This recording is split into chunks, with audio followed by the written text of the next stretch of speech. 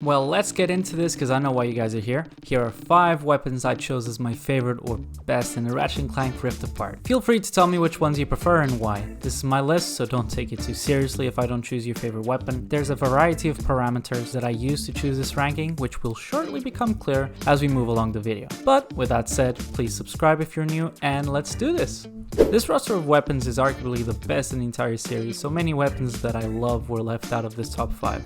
However, just about making it, we have the Ricochet, which we get in Sargasso for 6,500 bolts. This ranged weapon shoots out a flying pinball that can hit the same or several enemies multiple times with one single shot. This weapon builds up from what we saw with the chopper in Ratchet and Clank 2 and the buzz blades in previous games, as the current technology allows this pinball to ricochet around at will. When the game was announced as a PS5 exclusive, the developers made a huge deal out of the weapon since it utilizes the PS5's DualSense trigger so well, as you can press the R2 multiple times to repeatedly hit enemies, retreating the pinball into the gun once it runs out of ammo, making it the only one in the series to do so. The Ricochet is one of my favorite weapons because it's so unique and fun to use. The colorful hits on enemies, the sound the remote makes with each strike, and even the weapon's design is cool, reminiscent of the suck cannon, one of my favorite weapons in gaming. You can also cause your shots to hit your target in perfect rhythm with the aid of the PS5 controller audio for added damage, promoting a skill gap, which is always a nice inclusion, as usually RNC weapons tend to be straightforward and somewhat mindless to use in fights. Upgrading this weapon to the Ricochet not only improves the pinball's damage, but it also increases that damage exponentially with each Ricochet strike. Unfortunately, at least for me, this Ricochet gimmick gets old very fast and is not as satisfying as the game went along,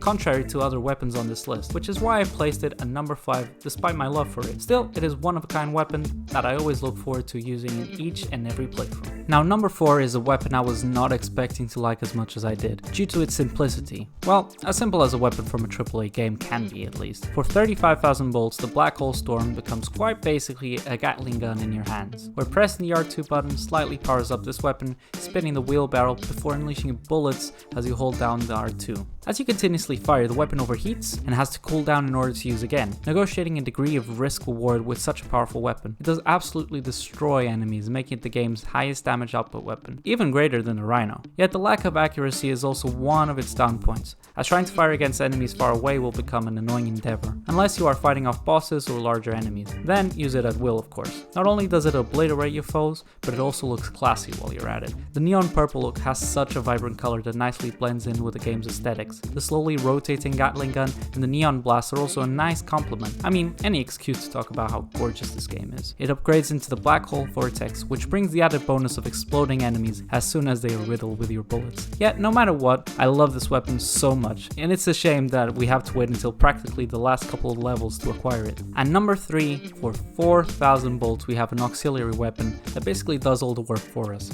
that being the Topiary Sprinkler. Yes, I know that I praised the last 2 weapons in terms of their skill gap and how they can be used efficiently by players that are invested in them, but who doesn't love sprinklers that help you kill all the annoying pests you have to deal with in the game while tending to other foes, freezing them in time as grass sculptures, or as normal people say, bushes. Another weapon reminiscent of one of my favorites from the Future trilogy, the Nano Swarmers.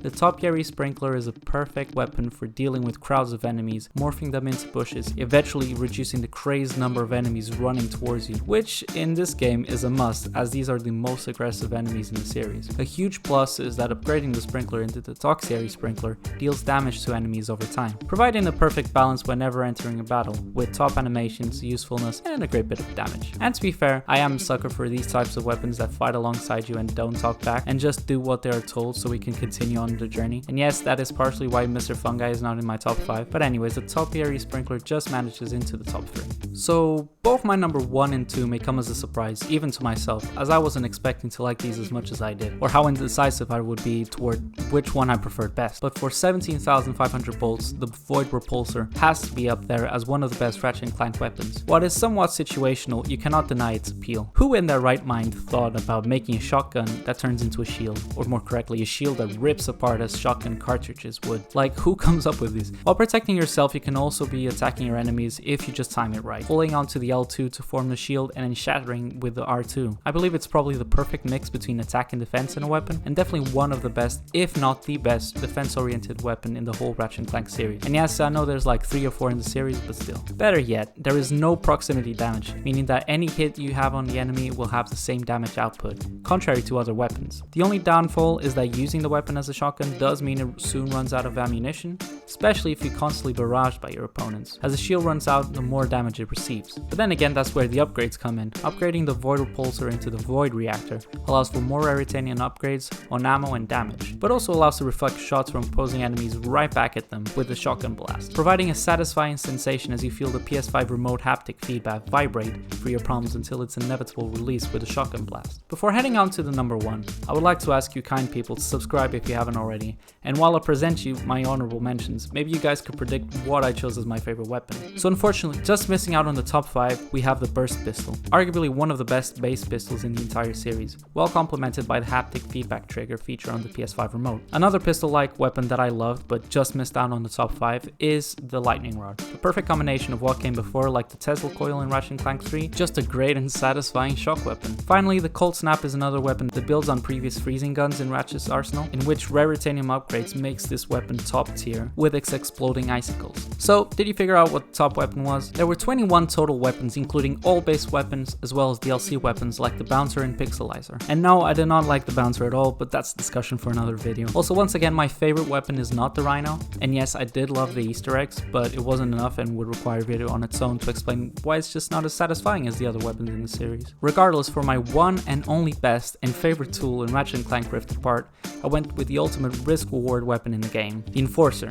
And probably most of you will find this extremely unwarranted, especially for such an early game for mere 1,250 bolts. I mean, most people would look at it as just another mere shotgun, but it's so fun to use and it's so powerful as well. Slightly pressing the R2 button releases a single shotgun blast, while holding it down all the way gets a double shotgun shot. This is especially satisfying when you take into account the sound the gun makes as you shoot, and the pressure from the PS5 haptic triggers. Getting up close and personal with your enemies leads to devastating damage, but it also leaves you vulnerable to a hitback.